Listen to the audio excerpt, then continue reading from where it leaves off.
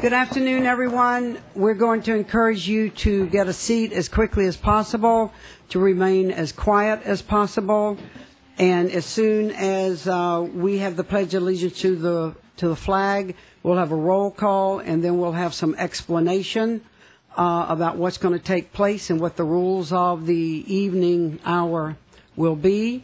The most important thing that I can tell you right this second is that at exactly 6 o'clock, if not a minute or two before, this meeting will end because by rules by the state of Florida, we must conduct our budget meeting tonight at 6 o'clock. So we have no choice whatsoever but to be in conclusion by or before 6 o'clock tonight. The other thing that we're going to do is, in order to facilitate the movement of this, we're going to ask the leadership, you must know who you are. I do not know who you are, but the leadership of the Boca Jets and Pop Warner to be prepared to be the speakers for their league, because there's no conceivable way that every single person in here can come up and speak and conclude at the time that we need to conclude. So you might be thinking about that, your leadership and who it is that probably your coaches or your board of directors or whomever. So at this time, we're going to stand and have the Pledge of Allegiance to the flag. I pledge allegiance to the flag of the United States of America and to the republic for which it stands, one nation, under God, indivisible, with liberty and justice for all. Thank you very much. Ms. Saxton, would you please call the roll? Mayor Welchel. Here. Deputy Mayor Haney. Here. Councilmember Magus. Here. Councilmember Millay. Here. Councilmember Scott. Here. You are all present. Okay. Now, just so you'll know how happy we are that you're here this evening, we do have our budget meeting immediately after. We certainly expect all of you to stay and be a part of, a 2 or 3 hour budget meeting when we finish. So thank you. Thank you all for being here. Before I turn this over to Mr. Arnell to sort of kick us off, let's talk about a few ground rules. There's probably nothing that anybody in this room could possibly say about the other team, whomever the other team is to you, that we have not already heard. We have had all the phone calls, all the emails. We've had coaches up here. We've had everything that's happened. But that's beside the point. I tell you that story only so that you are aware that we have heard both sides, both leagues, be highly critical of the other league. It works both ways. Nobody's gotten off scot-free without there being some accusations, etc., about both leagues. So we have heard that. The second thing I want to make clear is that we're not going to have and allow anybody to degrade or call anybody else by name. We're talking about 2 leagues, and we're going to stay with the 2 leagues, and we're going to talk about the leagues. We're not going to talk about and call by name individual people. We're actually going to act like adults, and we're going to try to, be respectful in every way that we can here this evening. As far as signs are concerned, this is not a pep rally. It's not a political campaign, although it may look like one. And, holding up signs and applauding is really not going to be what we need to be doing tonight. So having said some of this, and if I have to add more of what we are not going to do, I will, as I see the progression of the crowd. What we are going to do is we're going to turn to the city manager right now, and we're going to ask him to explain why we're actually here. On the phone calls that I have received, I could tell that nobody even knew why we were having a meeting. They just decided why we were going to have a meeting, and 99% of the time it was incorrect. So we're going to establish why we're having the meeting and the process that we're going to go through. Mr. Arnell. Thank you, Chairman, members of council. A week ago in this council chambers, there was some discussion regarding the allocation of practice fields in particular between two of the leagues, which would be the Boca Jets and the Pop Warner. And during that discussion, there was representation from one of the leagues present at the meeting and partook in the discussion, but there was not representation from both the leagues.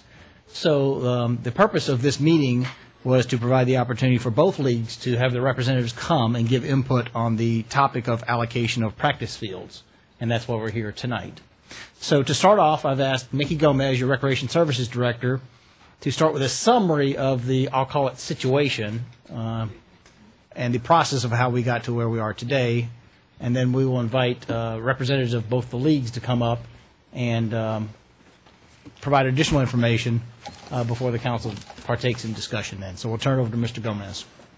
Thank you, sir. I'm Mickey Gomez, your Boca Raton Recreation Services Director, Madam Mayor, and members of council.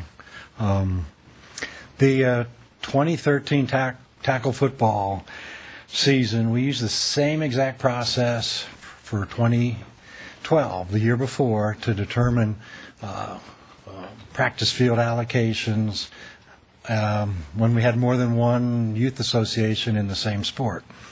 And like I said, we used the same exact process to assign practice fields this year as last year.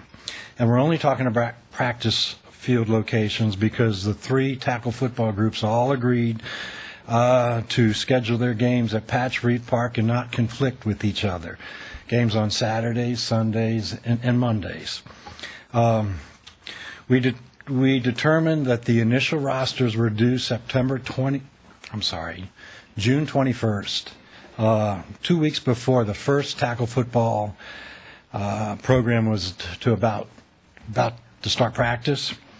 And that would give our athletic staff time to review the 400-plus names on the rosters and determine residency, because we had said the year before and this year practice field allocations would be based on the number of residents within the City of Boca Raton and the Beach and Park District to determine how many fields you received.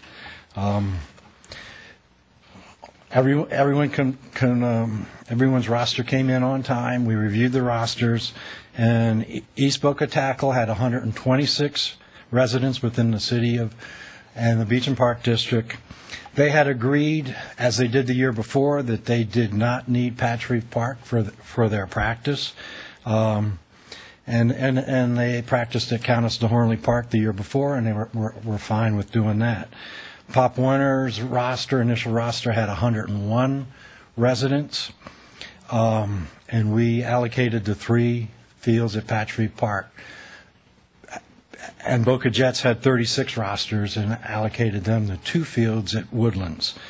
The 2 fields at Woodlands and the fields at Countess de Hornley Park have a portable goalpost, and we line the fields for tackle football. We had a meeting prior to the initial rosters with all 3 football groups. I did not attend that meeting this year, but I attended the meeting the year before to try to get all 3 football groups to play nicely together. To understand that we were going to base our field assignments on the residents, so it didn't do any good to bring in non-residents, and to not recruit each other's players and each other's coaches, and to display good sportsmanship, because we were here for the kids.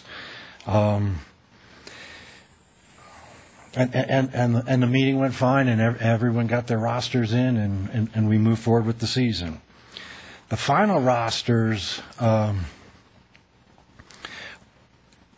really due, and they're due 2 weeks after the first game. And everyone's league has their first game at different times. Boca Jets' first game was 3 weeks before Pop Warner's first game and 5 weeks before East Boca Tackle. We had said the year before that these final rosters are just so that we can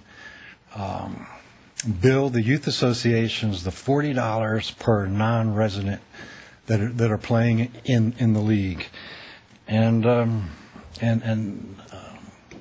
We've received the final rosters, and we have from Boca Jets and Pop Warner, because they're well into their seasons, and have billed them for the non-resident fees.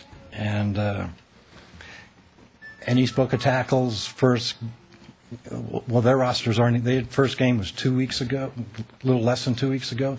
We still don't even have their final rosters to bill them. So, and that's my point. With the final rosters are only to determine what to charge the youth associations for the non-resident fees. The initial rosters, I think all three football groups totally understand that the initial rosters are used to base field allocation, practice field allocations, because we're competing.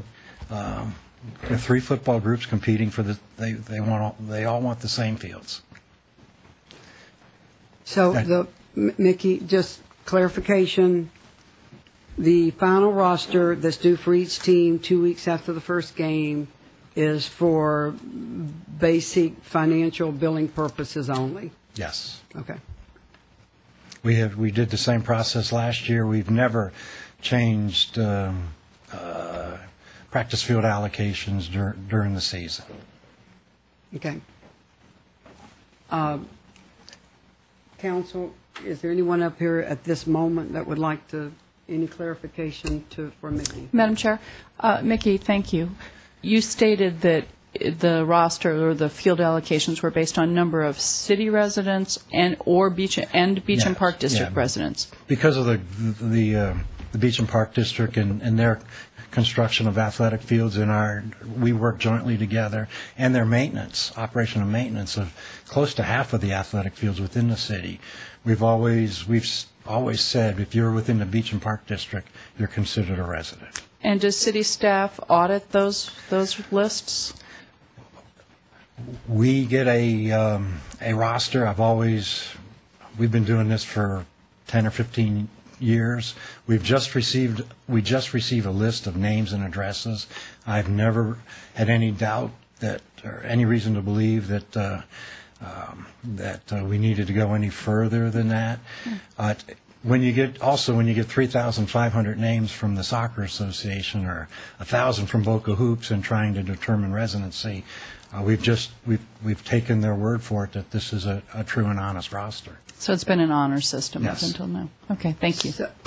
So Mickey, and this is, I think, an important piece of information. I don't know for a fact at this point what's going to happen for next year in terms of what procedure is going to be used to determine fields. But I think that we up here, especially after a couple of weeks ago and now tonight, I think that we are aware that somehow, some way, the procedure that was used this year and successfully used last year, but not successfully used this year, probably needs to be addressed. And if that's the case, and if that's the conclusion of the council at the end of the hour, then we need to be thinking, and the two leaderships, the people of leadership of the two groups would certainly want and need to be a part and party to that process, so that they are in agreement as to how it could successfully and be completed without this type of problems associated. Madam Mayor, our Recreation Services staff is already discussing that. We're talking about taking it to the Parks and Recreation Board. There is an ad hoc board that the Parks and Recreation Board could convene with members from each of the youth associations to possibly, whenever we have any conflicts, and we haven't had any in over 10 years with the youth associations, the Parks and Rec Board can convene an ad hoc board with one member from each of the youth associations and a couple of the Parks and Rec Board members to determine the best way to move forward. And that's one of our thoughts right now. Okay. Okay, any further questions to Mr. Gomez at this point? Just a comment. One of the concerns that I heard were that players don't all show up until the last minute sometimes. So the 2 weeks out, I'm thinking about the school board and the first day back to school after summer to try to make it a requirement, countywide, that all the students show up or do what they need to do 2 weeks early. I think would be hard to get full compliance. So, just piggybacking on what the mayor said about coming up with a new system for next year, to where we get, whether it's decided the night the rosters are turned in, kind of like, the draft that everybody is, determines on that night, maybe something like that. Well, our staff can definitely work around the clock and squeeze that down, but prior to the first practice, we really need to allocate the fields, and I know that's very difficult to do in the middle of the summer. I've had discussions with both presidents of the Youth Association, and they do realize they need to really start working on their registrations right after this season for next year. And both Youth Association, both Boca Jets and Pop Warner have told me that within the last week. Okay. Okay, any further? Unfortunately, yes. If we're able to come up with some system where the representatives of the league come forward and deliver a roster that is accepted by the others as being valid and usable, then we are delivering a wonderful message to the kids who are playing in these leagues. If that is not the case, and we need to bring in a team of accountants to audit the books, then we're telling all these kids, get your elbows out. Do not trust anyone. Get your elbows out to make sure you get your space in the world. And I hope that's not what the result of this is. Okay, any further questions? Mr. Gomez, there's a seat right up here. Don't leave us. I'll be very may need to call you back up. Okay, at this time, I'm going to go back to Mr. Arnell and ask him to explain. I mean, we've already made the statement that we're holding this meeting for basically two reasons. Reason number one is because there was some conversation that led to a conclusion 2 weeks ago, and by the very next morning, what we had discovered was that the conversation that led us to that conclusion was simply not all valid. It was simply not correct. And therefore, we recognized that both leagues were not represented here, and both leagues should have the right to be represented here for any conclusion to take place. Mr. Arnell is going to explain what it is that he will be looking for and what by 6 o'clock tonight we have to accomplish. I think the next step is to invite both the leagues that are being discussed here, which would be Boca Jets and Pop Warner, to get their input into the matter and then turn it over to the council to determine if there is some change in direction so we can continue to administer the program based upon that direction tonight. So our objective tonight is to leave here with clarity and certainty how we are going to proceed the rest of the season. I think it's quite obvious that we're going to come up with a process that will allow us to certify and validate participants next year. Obviously, that's needed now. Unfortunately, we didn't have that this year when it was needed. And as it was stated earlier, it was hopeful the honor system would work, but in this case, it hasn't played out that way. So the next step is, I believe, to invite each of the league representatives up to give their input on the matter. Okay. So at this time, who is here for speaking for Pop Warner? Is someone here collectively or individually that's going to represent and speak for Pop Warner? Okay, looking at the clock, we're going to give everybody, we're going to give you 7 minutes collectively, the two of you. Who's here for Boca Jets? Okay, and you will be given, of course, the same amount of time. So please come forward.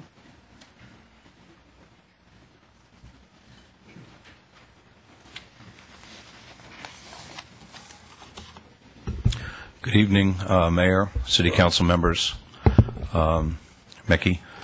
My name is Peter McAllister. I reside at 757 Southwest 7th Street. I've been a resident of the City of Boca in excess of 30 years. I had the pleasure of looking at the films of the City Council meeting on the 27th of August and the 10th of September. And at looking at those films, I found that the Pop Warner organization was accused of falsifying books and records. I'm here to tell you that that's absolutely not true. I have brought forth today, sitting right there, the certified records of every one of our teams, and in the books that you have a copy of those certified rosters. I have an affidavit of compliance, a roster certification signed by myself as the Vice President Treasurer, and Dr. Michael Schmidt, who is the President-elect of Pop Warner. Susan.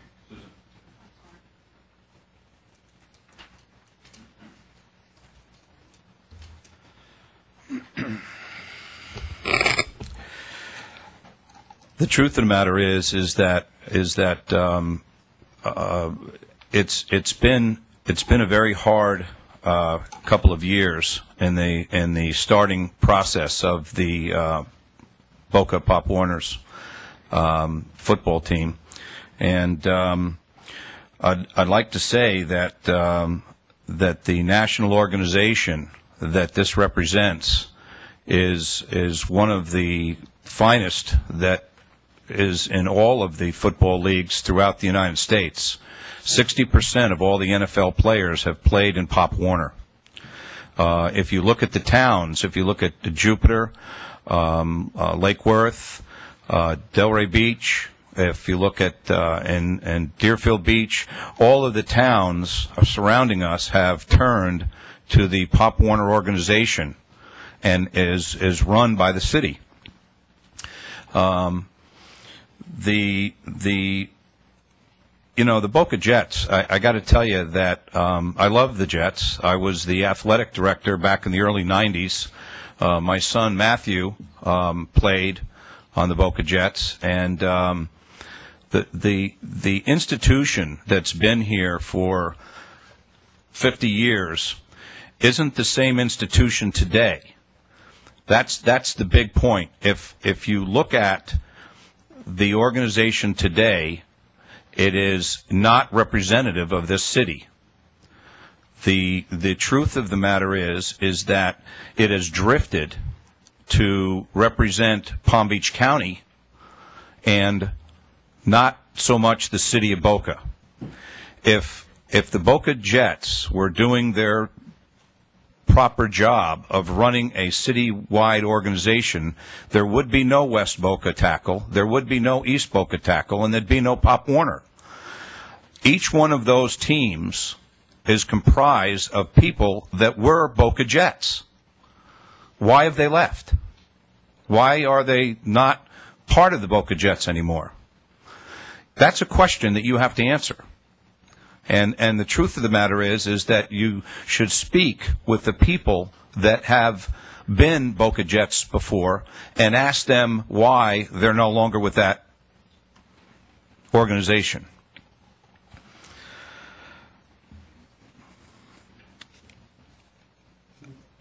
Yeah, Peter,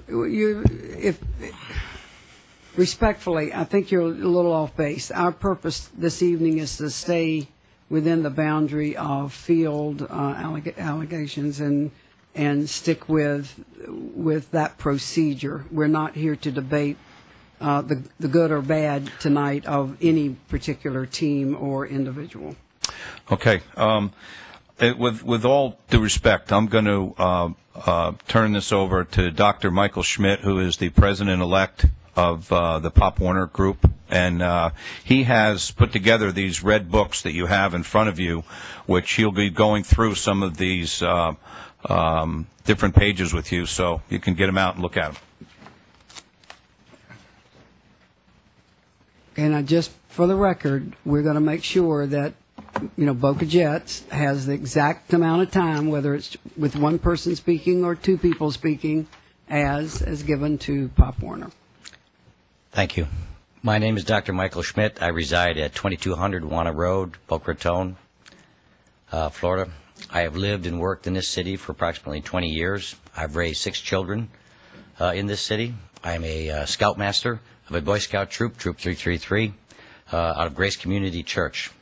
I was an assistant coach for the Boca Jets for 1 year and served on their board for 2 years.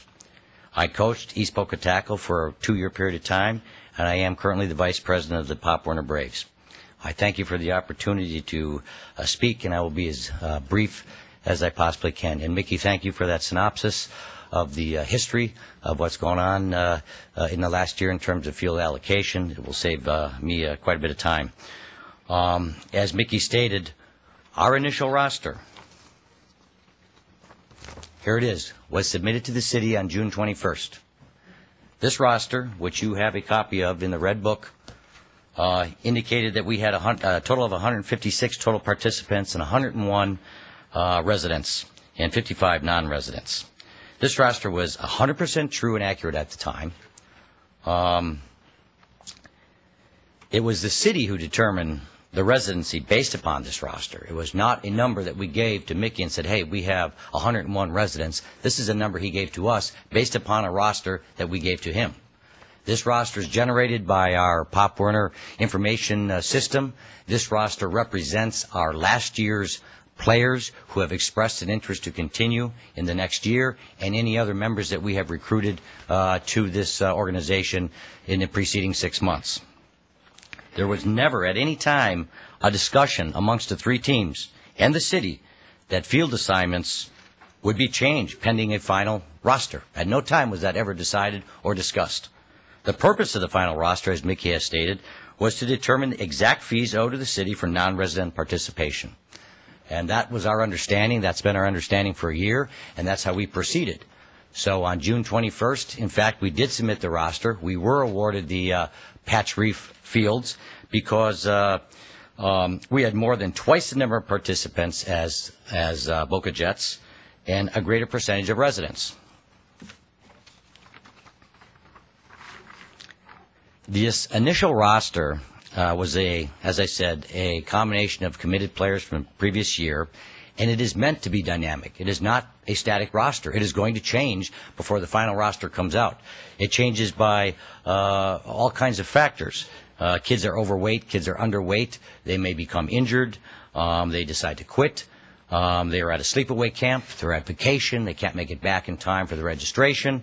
There's child custody, summer visitation issues, so we can't expect that initial roster to be the final roster. It's not going to work that way. And so our final roster came out, I think we submitted it to Mickey on August 21st, or around the 18th to the 20th. These are our 2 rosters.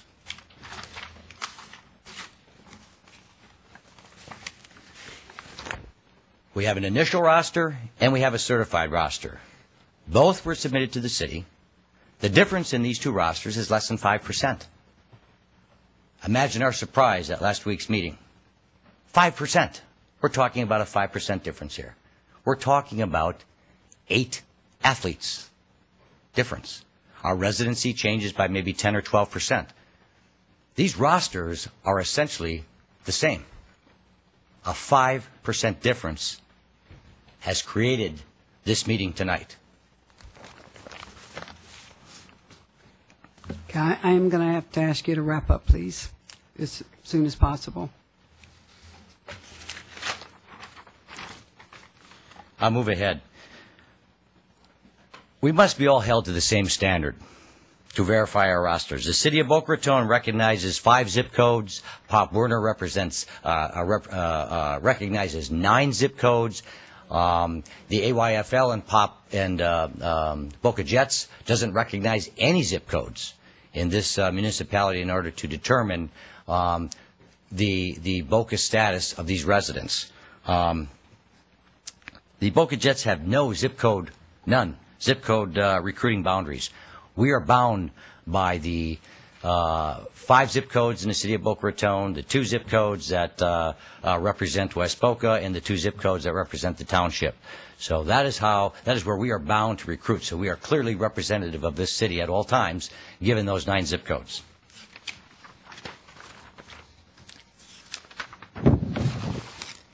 I can see you want me to hurry. I I need understand. to give everybody the fair amount of time, and we have to make a decision. So, Let me just cut to the chase and get right to some remedy discussions that we wanted to throw out. I recognize a significant challenge. It would be for the Boca Jets to now collect the needed data to validate the residency of their athletes, and parental driver's license, utility bills on every athlete. But that is our community standard. It is the standard which this community employs to issue the park permits. It is a time-honored tradition. It is a time-honored standard. It is one that we should employ here to validate residency in the future. We have done that. Our books represent that. Every athlete, every Pop Warner athlete is required to have utility bills, parents' driver's license, birth certificates, scholastic academic performance.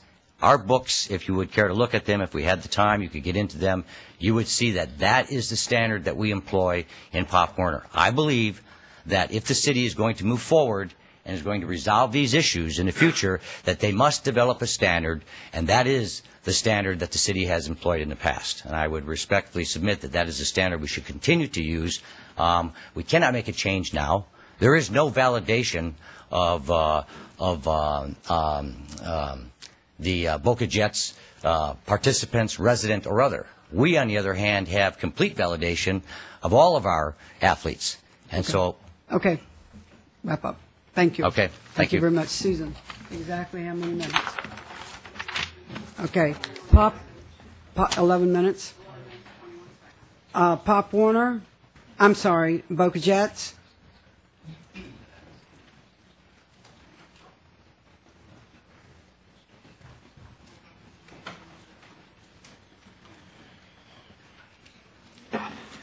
Good evening. My name is Tolliver Miller. Address is 2038 Alto Meadows Lane, Delray Beach, Florida. First, I'd like to start off by saying that I know Dr. Mike mentioned some statistics about NFL players. Most of you guys know that this year, the Boca Jets actually had 3 of our own participants to sign with NFL teams. You know, most cities don't have any. We had 3 that came out of our program alone just for 2013.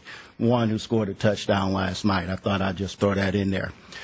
I also have the privilege of being a founding member of a Pop Warner program. I'm one of the founding members of the Greater Tampa Bay Pop Warner football program.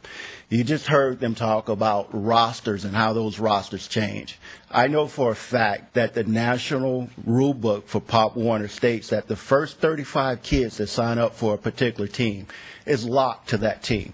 So Pop Warner has no tryouts. They have no cuts. So there's no reason why a roster would look different from from the spring to the actual playing time.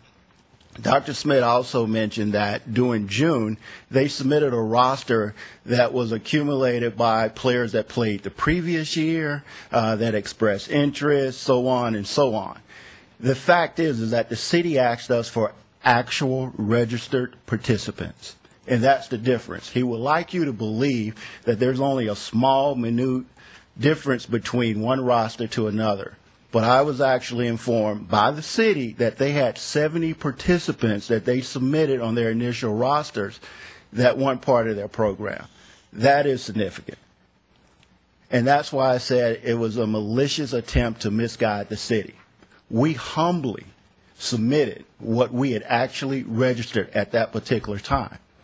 If we were to submit rosters with any player that played with us last year or expressed interest, we had well over 200 kids the previous year. We had 8 rosters of an average of about 20 kids each on our roster. But we didn't do that. We did exactly what the city asked us for. You know, they have books over there that they said are certified, nationally certified, however they want to describe it, the truth is that, in mentioning that Pop Warner is truly represented by 9 zip codes, it was actually Pop Warner who came into a meeting with us in the spring, right before we submitted those rosters, and said that they had got special permission to recruit kids from Parkland, Delray, and Deerfield. And that totally contradicts what they actually just said. The bottom line is we're talking about field usage which is decided by the amount of residents, most residents. We already know that their initial rosters were not a true indication of what they had registered or what was actually registered for that particular program. Last week, the mayor and the city council decided to award us for doing the right thing. And the penalty for Pop Warner was for misguiding the city and not having as many residents as they initially said. They would go to Woodlands. And my question is, what has actually changed from last week to this week? It's the same story. It's just kind of packaged a little bit different. What we thought we had submitted or what we thought we had. We submitted a true humble roster of 36 residents. We've been around for 54 years. Our residents traditionally come late. They know where we are. You'll find the Boca Jets the first Monday after the 4th of July at Patch Reef Park. And that's where everybody comes. We don't make any excuse about who's away at sleepaway camp. We have those too. We have kids that are heavier. We have kids that are lighter, But we submitted what was actually registered. And we don't make any excuse about that today. The only thing that we proclaim, if you look at the rosters, no matter what zip code, and all the zip codes are submitted to the city for evaluation, we have more residents. And based on what we heard last week, the city's rule is whichever program has the most residents get awarded Patch Reef Park. I don't think that has changed. I don't think that should change because they had a true indication of kids that played the previous year, which I want to point out, they only had 3 teams the previous year. And the majority of one of those teams was actually from Deerfield. We had 8. I don't even think it's conceivable that a second-year program could possibly have that many more residents within a short period of time. And that's indicated when we sat down 3 programs that exist in Boca Raton, East Boca Tackle, Boca Jets, and Pop Warner. We sat down in a meeting with city representatives, and the Pop Warner program pulled out one of the cards of their so-called registered players, and it was actually a player that belonged to another organization. The kid belonged to East Boca Tackle. And that's when we began to question the validity of their rosters, the validity of their recruiting process. And we've questioned that to this particular point. And by their own admission, when they just came up, none of that is actually true. They didn't receive special permission from Pop Warner to recruit kids from Delray, Deerfield, Parkland. But that's Pop Warner business. My business is Boca Jet business. 54 years we've strived, and we've been in this community, and we've been successful. Have there been people that have been unhappy with the program? Sure. But that's about things that you guys don't want to hear about. Maybe the kid didn't start. Maybe he was a little smaller. Maybe it was a coaching difficulty. Different things like that. But that shouldn't matter if all we're talking about today is field permits based on residency. So I have 2 questions. One is, which program has the most resident? If the rule is the program with the most resident gets Patch Reef Park, which program has the most resident? And the second question is, what has changed from last week to this week that would prompt this particular meeting, would prompt all the newspaper articles and have the media here to make it seem like we have 2 programs where administrators can't get along and we can't come to a conclusion and we're fighting each other. We've always taken the high road. We've said nothing. We've brought all our issues to athletics and to the city council for you guys to resolve. We depend on you guys to set some type of guidelines, some type of principles that all 3 athletic programs would actually adhere to so there is no conflict. You know, I'm disgusted to the fact that I have to stand here today and to defend my club because we've always taught our kids to take the high road. And to have the city council decide whether we're lying about residents, I mean, the addresses are there. I don't know why zip code should be so important. I mean, they're either kids that are within the greater Boca Raton Park and Beach District or they're not. And we believe that what we submitted is accurate. We have even more kids now because we got more kids coming every day. You know, our league is our league. Our bylaws is our bylaws. Pop Warner have their own bylaws. You know, the standard that he's talking about, I do believe that there should be a standard. You know, if the city want to set a standard, we will abide by it. But to this particular time, when we met in early spring, there was only 3 things that we basically talked about, a gentleman's agreement on how we will operate. And all 3 things Pop Warner has violated. Thank you. Thank you.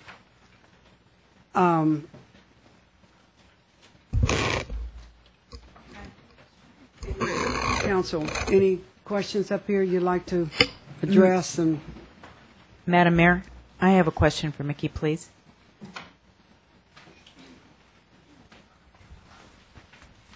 Mickey, is there a document that each of the teams sign with the City of Boca Raton, some kind of an agreement or some kind of a contract that when they make their determination, we make the determination of which field they'll play on, an agreement that is signed by the coaches or by the board of directors of those organizations?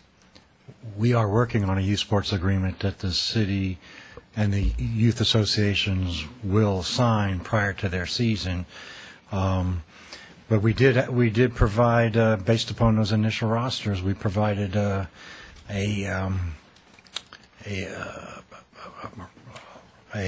schedule of fields. We provided I can't even think of the name, but we provided the field schedule, a computerized field schedule that you had Patch Reef Park or Woodlands these nights, these times. Okay, and that schedule then was received by those teams and was signed? And athletics provided them to each of the youth associations. Okay, so it was accepted by them that they would be playing on these fields for the entire year and that they would play their games at Patch Reef Park? Correct. Okay, and the understanding was that's based on the June roster. There's nothing within that agreement or that roster and fields that are assigned that says that there's in 14 days or 20 days with notice we can move you from one field to another field. Correct. It's their field for the duration of the year. For the entire season, yes. Okay, for the entire season. Okay, thank you. Okay, Madam Chair. Yes.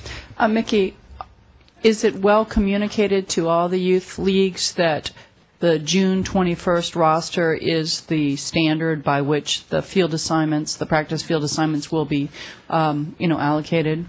Well, in the meeting that I was in a year ago, we definitely discussed that the initial rosters are the ones that all field assignments are based upon. And in talking to Greg Stevens this afternoon, in the meeting I wasn't in this year, but it's the initial rosters that field assignments are based upon. If in your history, have we ever had an issue prior to this where a youth league came forward after the June roster validation and said things have changed and we want you to relook at this? You have now. No, actually, last year Pop Warner wasn't thrilled at Woodlands last year and asked, and initial rosters are what we base our they thought they had more residents later on in the season with the and the objection to Woodlands is because it doesn't have permanent goalposts. I think Woodlands is a fine little park. Okay. It has two fields versus 3 at Patch Reef. I see. So it's more of a number and just the facility itself. Yes. is the Yeah, objection. Patch Reef has the permanent goalposts on all 3 fields. It was actually built by the Beach and Park District in discussions with Boca Jets and the tackle football program. So it is a tackle football. So it's designed facility. for a tackle football Yes. facility. And the other league, the East Boca Tackle, they play at DeHornley Park? They practice at DeHornley 2 nights a week, and it's a recreation league. They don't travel, so they play amongst themselves on Sundays or Mondays. At Patch Reef.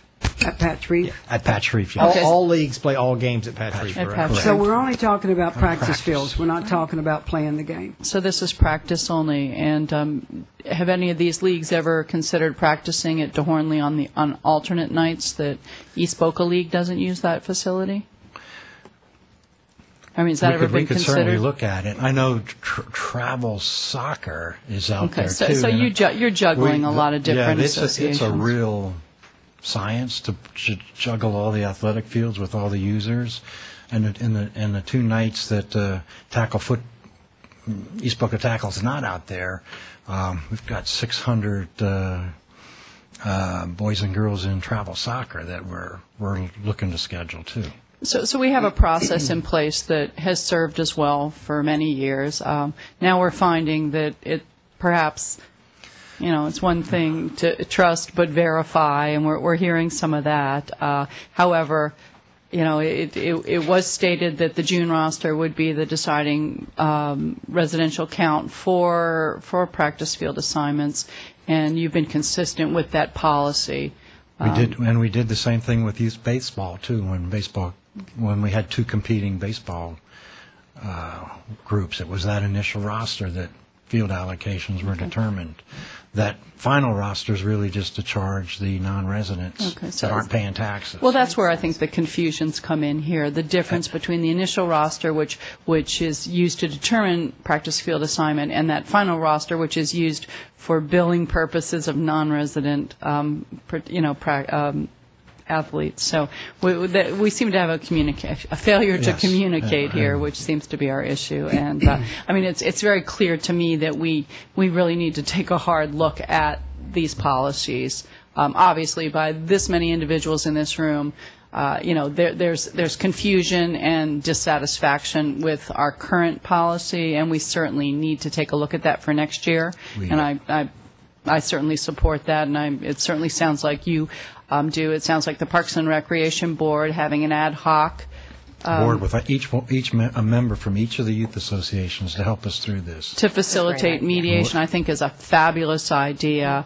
And I guess the only other, concern for us tonight is what to do about the rest of the season as far as practice goes. Any further comments? Sure. Mickey, I don't mean this to sound like criticism at all, because it seems like a city-created problem. I think they launched 100 shuttles before there was the Challenger, certainly, but then there was the accident when they didn't realize how vulnerable the heat shields were, and now that changed everything for the rest of the shuttle program, where they did a spacewalk and look for errors. So I don't think it was anything you could have forecast, because it went so smoothly for this many years, a half of a century. But now the problem has come up, and my guess is that it's the intention of the city to have these rosters, to know how many residents there are, not to create a competition to see who can come up with the most residents on that date, but to really see whoever has the most. And it's been a gentleman's agreement up to this point, and I would be willing to bet that any 2 people in this room who arrived at a door in a public somewhere from different leagues would step aside and hold the door for the other person. I honestly believe that. So, because that's what people do for each other. And that's what people do for each other here in Boca Raton, and I'm sure that in an effort to be fair, everybody is seeking to be fair here. Certainly everybody wants to play on the better field, but my understanding is that Woodlands that there was no practice because of rain on a weekend, and so certainly everybody wants to play on the better field. But I think that everybody should also step back and look at what they're teaching their kids. And the mayor had brought up, I believe it was the mayor last week at the last meeting, that we were at the halfway point in the season and that it was fair that one team practiced on the field for half the season and one team practiced on another field for the other half of the season. I don't go to the games. I don't have children.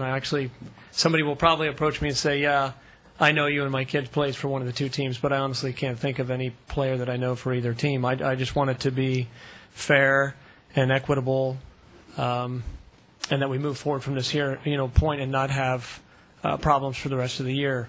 I do think that we need to come up with a better system, and both teams suggested it and said they would abide by it to solve the problem. But hopefully there would be some consensus between the two teams here tonight that they want to do, what is fair. And to me, when I look at the rosters, and the original intention was who has the more residents, and the roster that did come in later, because we were told two things. I mean, one team said that they, that theirs were certified and they had enough. Another team said they submitted 2 weeks early, based on only what they felt you wanted, and that was the number. I find it hard to believe that a team that's been playing here for 54 years, if they knew that meant going to a smaller field or a different field, that they maybe would have wouldn't have done more to fix the problem. So now we know what the true numbers are, and the true intent of the roster was to see who has more residents. And I don't want to play favorites, but I do think the most fair way to do it was what the mayor had brought up last week, as one team practices there for half the season, and the other team practices for the other half of the season, and then we get it straightened out for next year. Okay, Madam Mayor. Wait a minute. I'm going to, since my name has been brought up, I'm going to address that situation. And the Boca Jets coach did ask the question, what changed from one night to the next.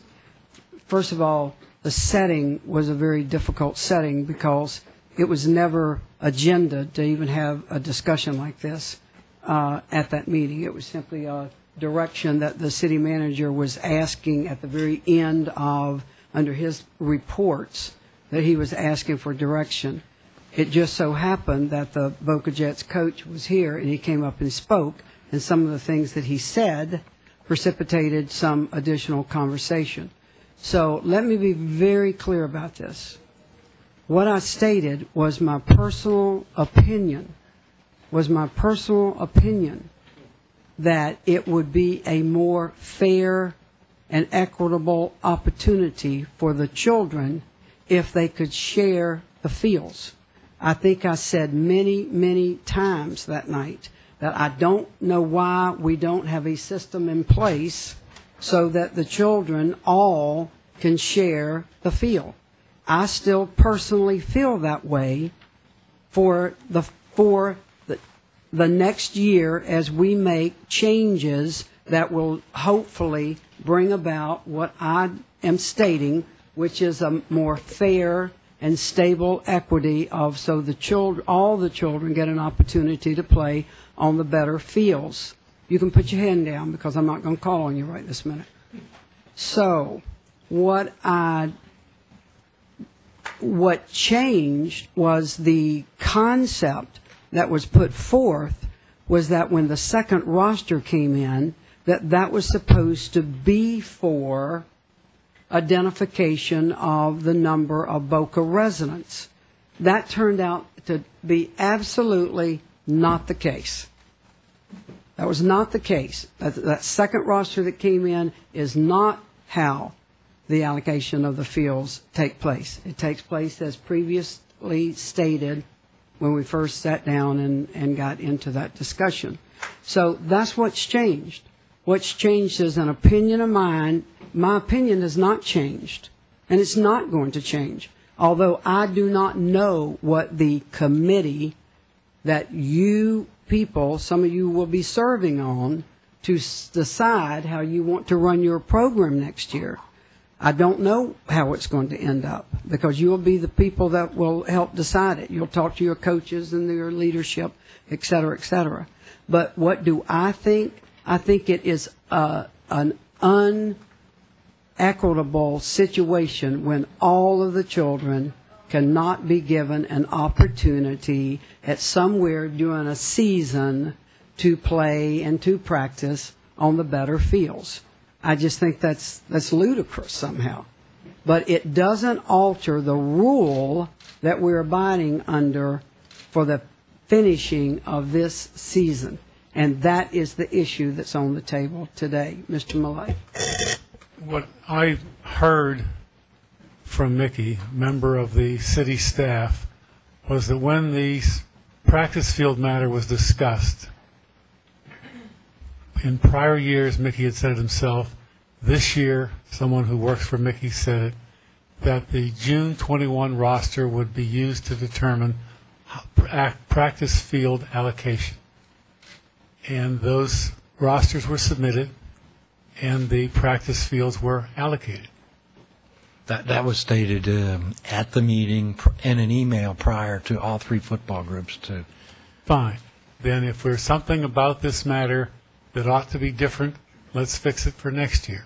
But you had a rule at the beginning of the season. Rosters were submitted.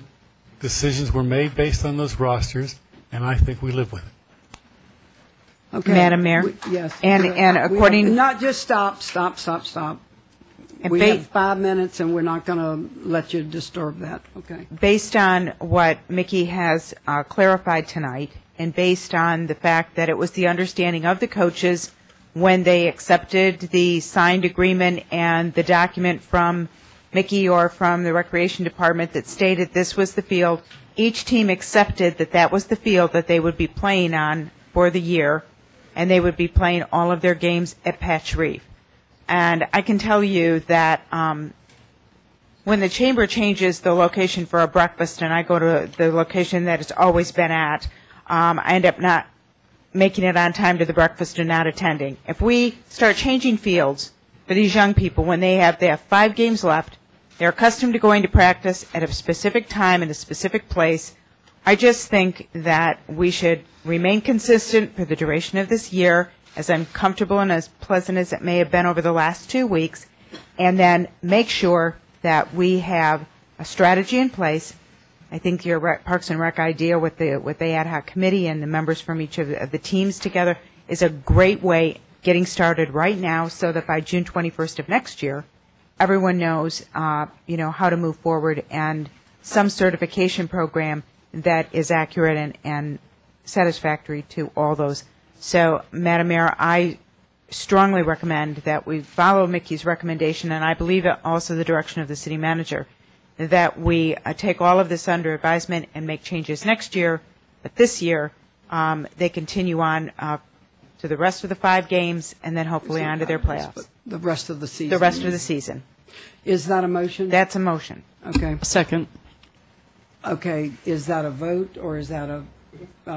Let's vote. To be clear on this, then, Ms. Saxon, we need to have a roll call on the motion that's on the table. And the motion is to maintain the current policy and the current field assignments for the rest of this year, and move forward. and with move change. forward with addressing these policy changes as well as next year. Next year. And there was a second. Okay.